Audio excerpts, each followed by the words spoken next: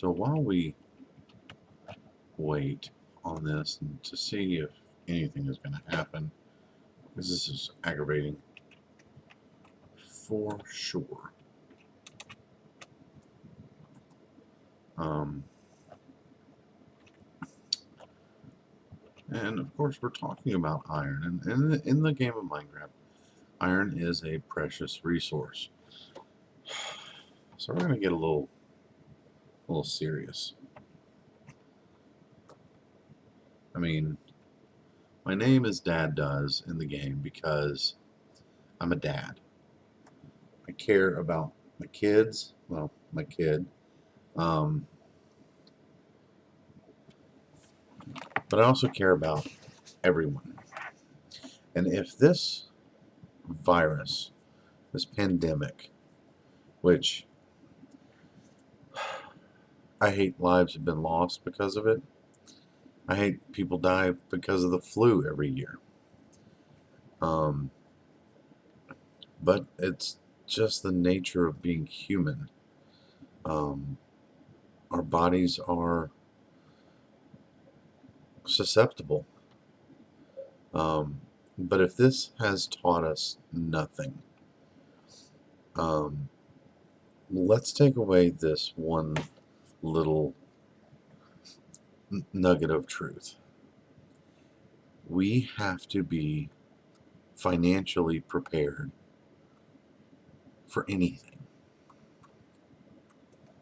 Now, because I'm not sponsored by or I'm not a financial guy, financial counselor or anything like that, just a guy that works to provide for his family, to put a roof over their head.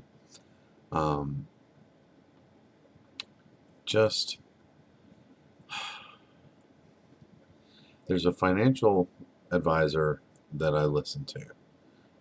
He's been doing it for 30 years. Became a millionaire in the 80s. By the 90s, he was bankrupt and had nothing to his name. No, it's not Donald Trump. But through his faith and through his desire to teach, he has helped people over the last 30 years get out of debt and become everyday millionaires. And these everyday millionaires are not, the Donald Trumps and the Jeff Bezos. Those are billionaires. They're people that have just done one thing, one action repeatedly, and because of their actions have been able to amass a good amount of wealth to provide for them in their later years. The financial advisor that I'm talking about is Dave Ramsey. Now, a lot of people don't like him because he talks about getting out of debt completely. Don't worry about your credit score, because in his words, your FICO score, how well your credit is just an indicator for how much you like to play kissy face with the bank.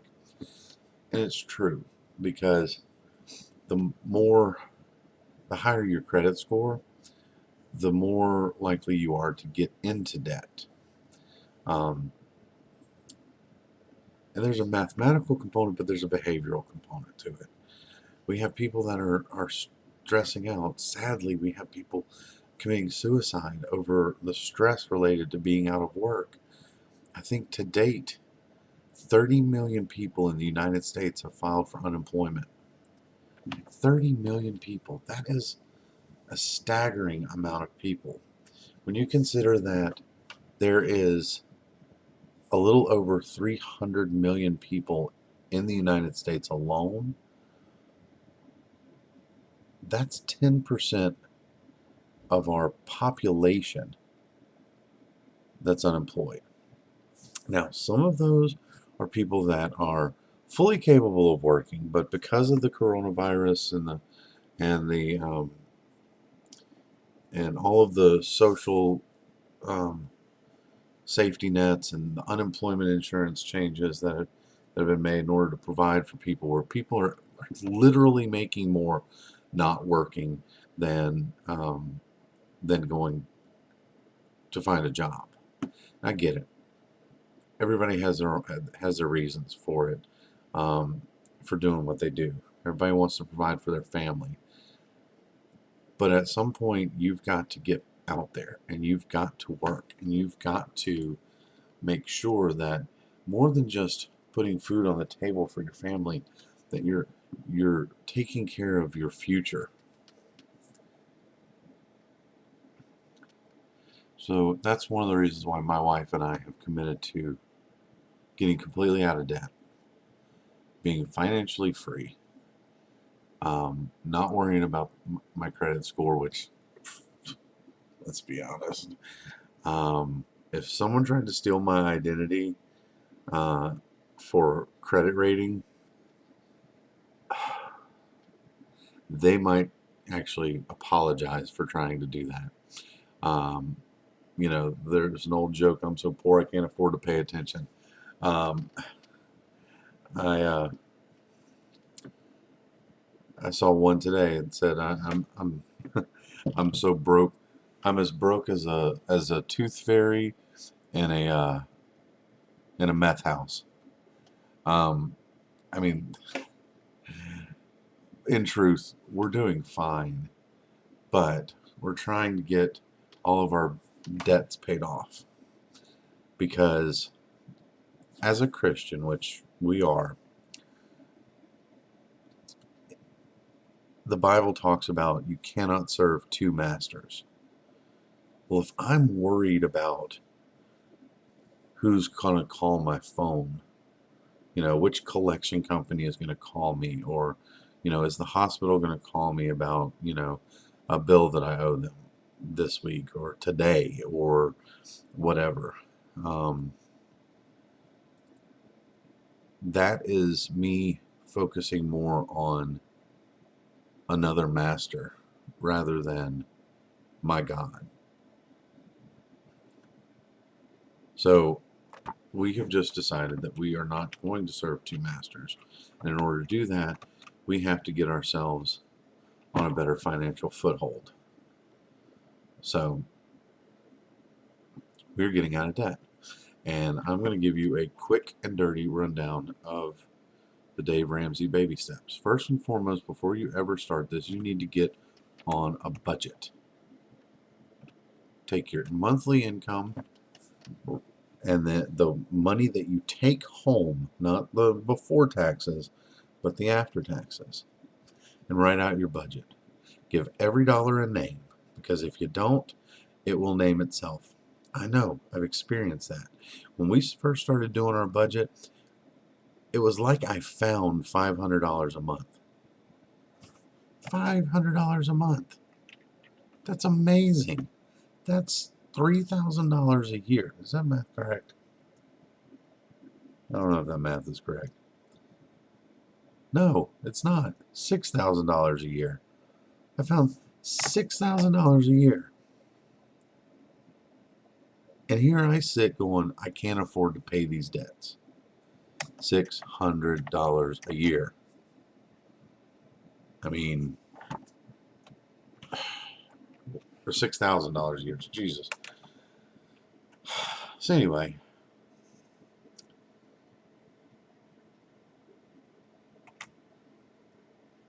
we found money because we were wasting that money on other things that we didn't budget for. So, sit down. If you're married, it is important to do this with your spouse. I'm going to say this again. It is important to do this with your spouse. Because if you're a man, yeah, I get it. The pride thing, trust me, I understand. But the stress of hiding it from your wife, feeling like you have to be the man of the house. Yes, you are.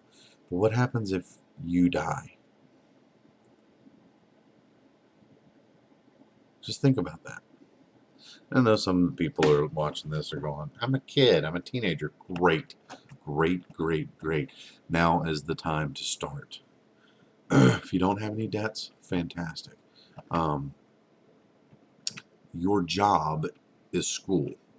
Whether you are homeschooled, whether you are go to public school, whatever school you go to, that is your job.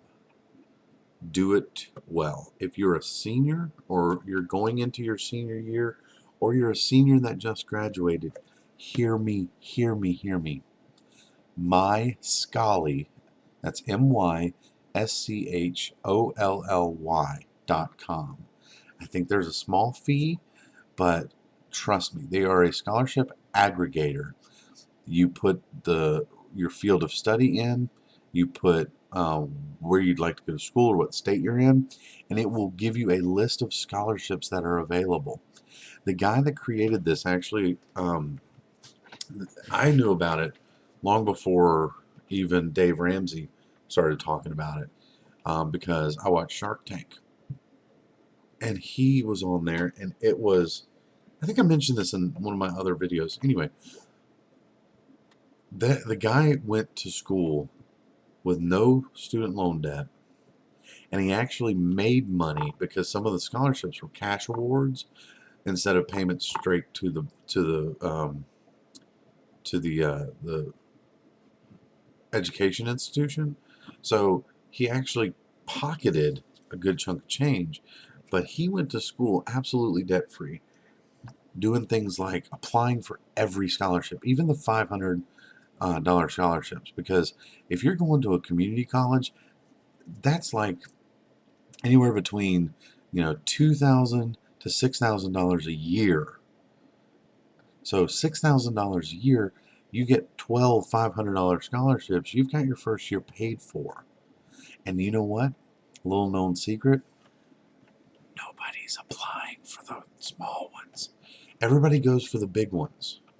So, okay, I think I've covered that in another video. So I'm just going to stop on that. Anyway, so if you're in school, go to school. Focus on that. Get good grades.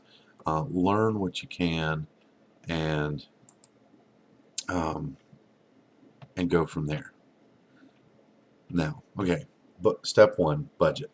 Then your baby steps. Baby step number one is do nothing other than pay for what's on your budget and save $1,000 emergency fund. Now that emergency fund is not an emergency fund of, oh, newest band or my favorite band's coming into town and I want to go see them. Hey, I have this money set aside. No, that's oh my gosh, the hot water heater just blew up and we've got to clean up the mess and get a new hot water heater installed. Oh, and by the way, we got to call the plumber. That is an emergency.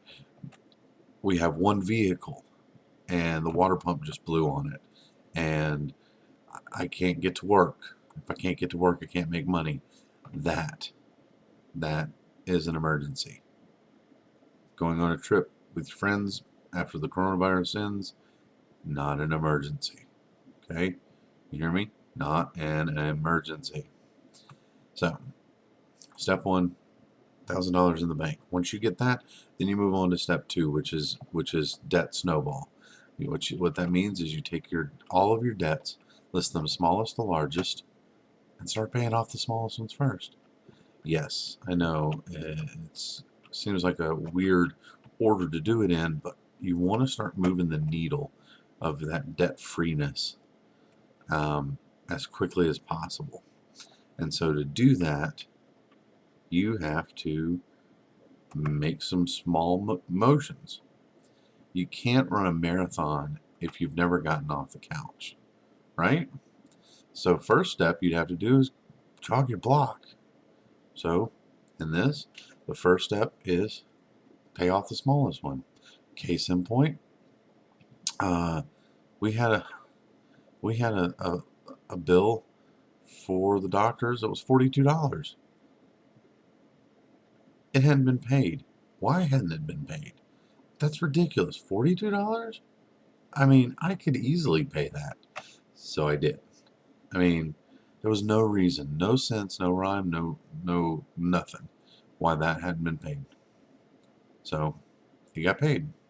So we just listed our debts, smallest to largest, started working our way up, working our way down the debt snowball, but up in the amount that we owe. And it's okay if you only can throw $100 at your debts each paycheck or even each month. Guess what? You're moving the needle. That yes, it may take you 5 months to pay off $500 because all you can afford to pay is $100 a month. They will take it, and they will be more than happy to work with you.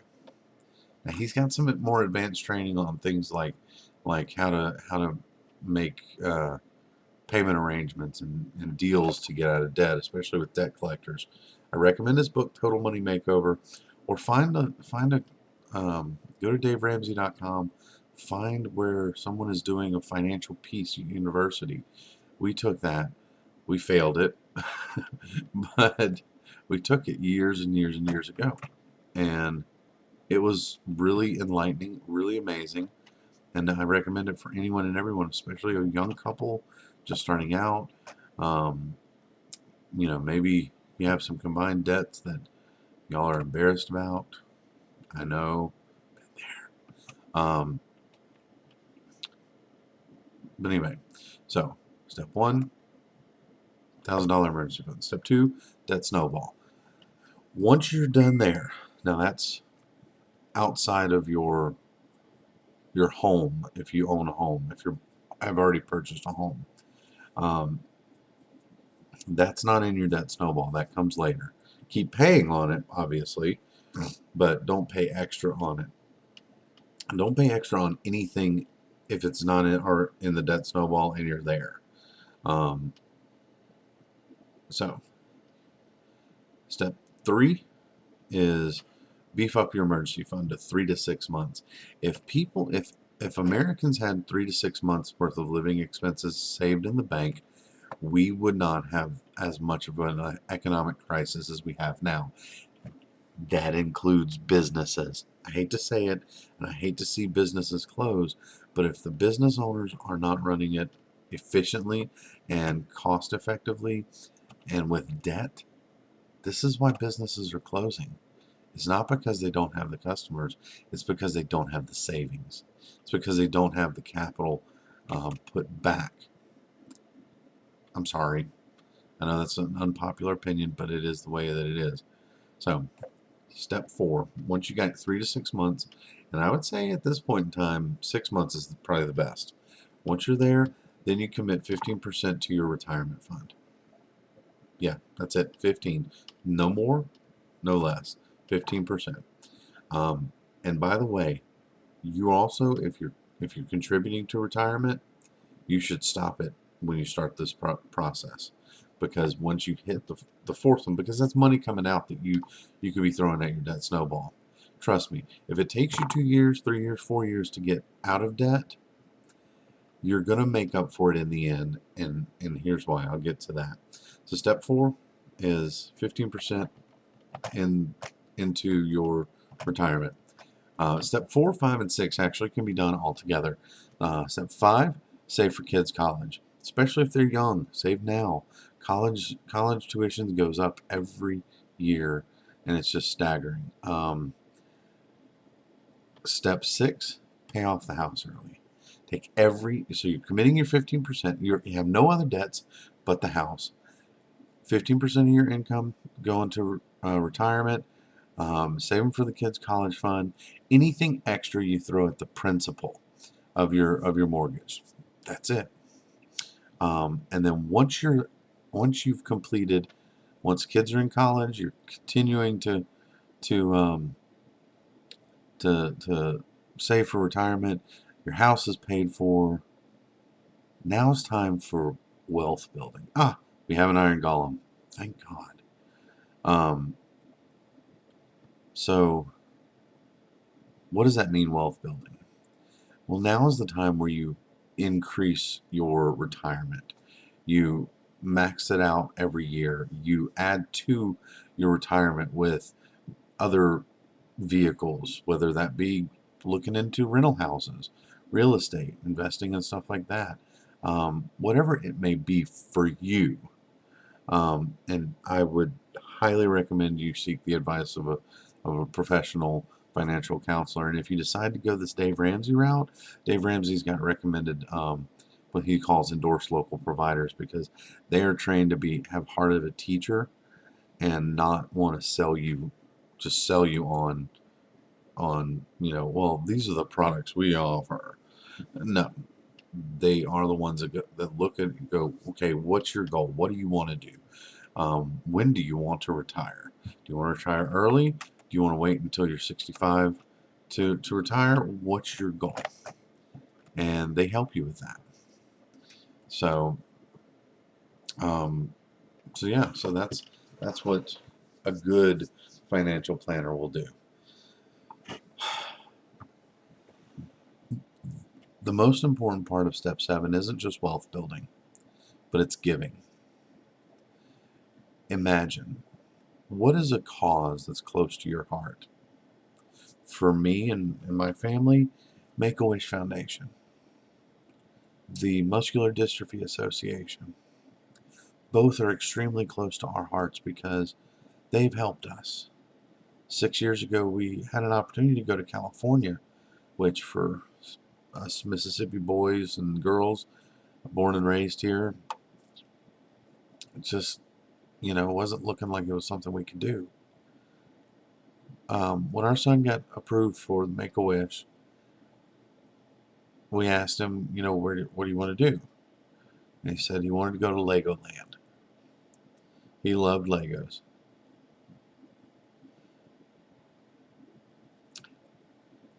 So I asked him why he didn't want to go to somewhere like Disney World that's closer, someplace that we could drive to. And he said, well, none of us have been to California,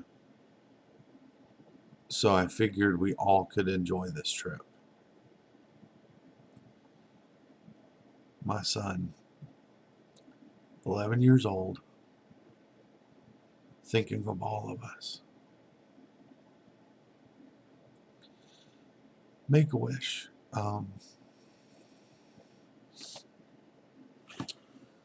Make-A-Wish made more than just my son's wish come true. It gave us a memory that I will never, ever forget, especially now with him gone.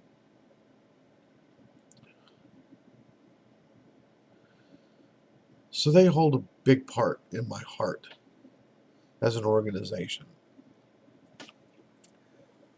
And that being said, once we get there, we're definitely going to be heavy supporters. Sorry to get so emotional. But what's a cause that's close to your heart? What do you love? What would you love to help out with more? Imagine the freedom to not only have the money to help out, but the time.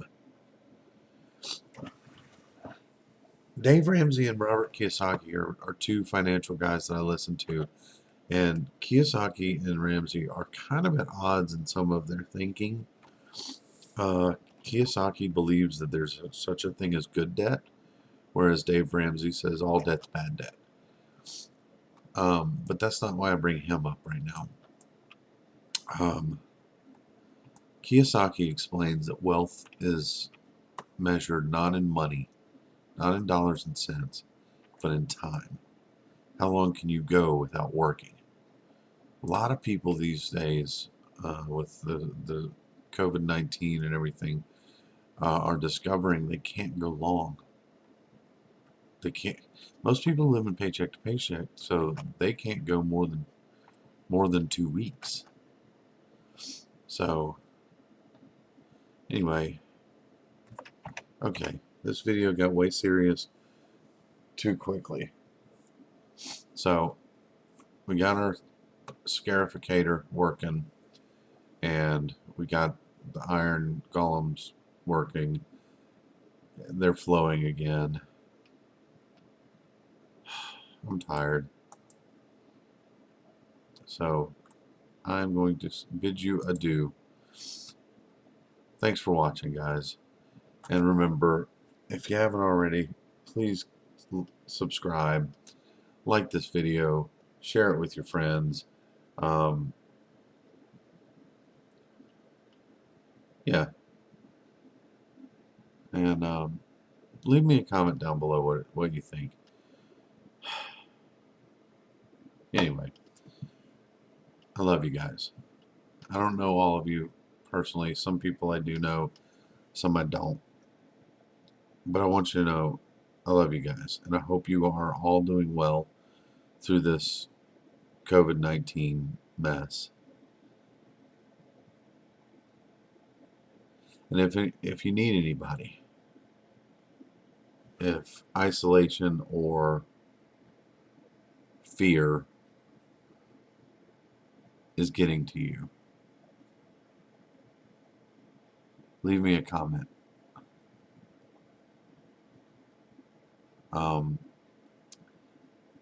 Leave me a comment. I'm going to put my an email address that you can reach me at if you need anything in my about section, because I don't want anybody to think they're alone, because you're not. You can't see me right now, but I'm staring right into the camera. You're not alone. Take care, each and every one of you. I love you guys. And until next time, this is DadDoes, signing off from the AwesomeSauce Server. Bye!